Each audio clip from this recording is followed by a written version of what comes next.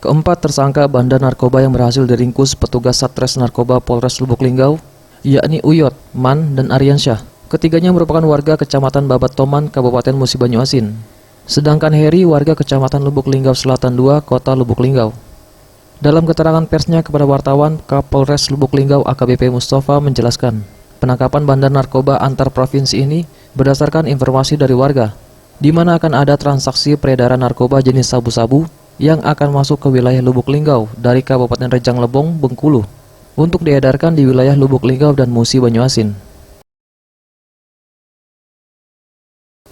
Setelah dilakukan penyelidikan, tim Buser Sat Narkoba langsung melakukan penyergapan di kawasan Jalan Garuda, Kelurahan Watas, Kecamatan Lubuk Linggau Barat 1, Kota Lubuk Linggau.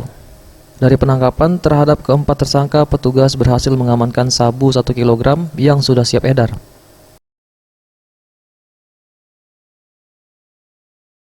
Satu pelaku napi yang berada di lapas, kemudian 4 orang ini adalah sebagai, bisa dibilang kaki di bawahnya, namun mereka kategorinya juga sebagai pengedar besar narkotika.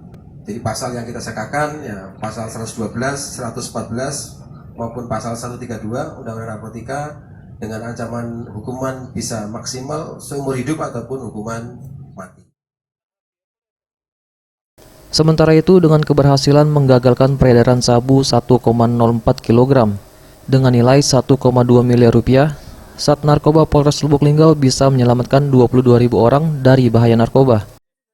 Tim Liputan, Sriwijaya TV.